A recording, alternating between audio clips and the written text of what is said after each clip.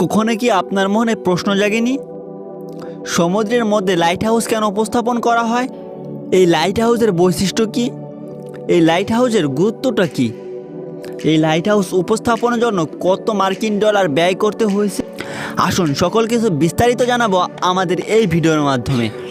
সমুদ্রের ভিতরে light house বা বাতিঘর একটি উপস্থাপন সমুদ্রের নাবিকদের নির্দেশনা ও সতর্কবার্তা দেওয়ার জন্য নির্মিত হয়। বাড়তির ঘরগুলোর প্রধান কাজ হলো জাহাজগুলোকে নিরাপদ চলাচলের পথ নির্দেশন করা এবং বিপজ্জনক এলাকা থেকে দূরে রাখা।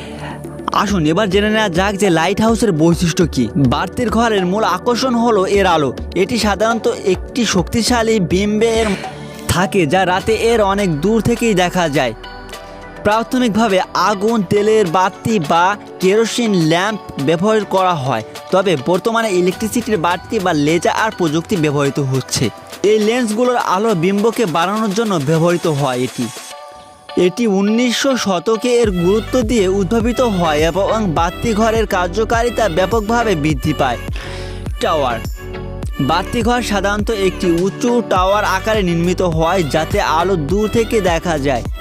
টাওয়ারের উচ্চতা এবং উপস্থাপনার জায়গা নির্ভর করে আলো কত দূর পর্যন্ত ছড়াবে তার উপর। সিগন্যাল। আধুনিক বাতিগুলোতে বিভিন্ন ধরনের সিগন্যাল দেওয়ার ব্যবস্থা থাকে, যেমন রেডিও, বিকন ও সাইকেল। লাইট হাউসের গুরুত্বপূর্ণ জাহাজের নাবিকদের নিরাপদে চলাচলের পথ নির্দেশন করতে সহায়তা করে, যেমন পাথর, চোরাপথ বা প্রবল প্রাচীর থেকে দূরে থাকা আর সংকেত দেয়। সমুদ্রের পথ চিহ্নিতকরণ। সমুদ্রের পথ নির্দিষ্ট স্থানের চিহ্নিতকরণ এবং জাহাজের অবস্থানে নির্ধারিত সহায়তা করে। আসুন কয়েকটি লাইট হাউসের নাম জেনে নেওয়া যাক। ফার্স্ট লাইট হাউস, এটি প্রাচীন বিশ্বের সপ্তমাঞ্চলের একটি।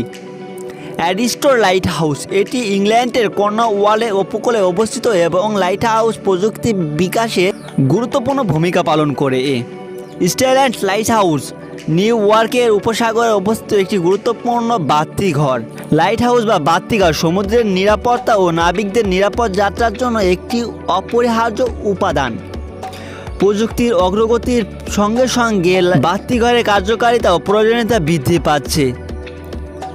এই ছিল আমাদের এই ভিডিওতে লাইট হাউস সম্পর্কে কিছু বিস্তারিত। সম্পূর্ণ ভিডিও জুড়ে থাকার জন্য আপনাকে ধন্যবাদ। একটা লাইক, একটা কমেন্ট, একটা শেয়ার করে আমাদের মনোবলকে বৃদ্ধি করবেন। আর এই রকম মজাদার ভিডিও পেতে আমাদের সঙ্গেই থাকবেন।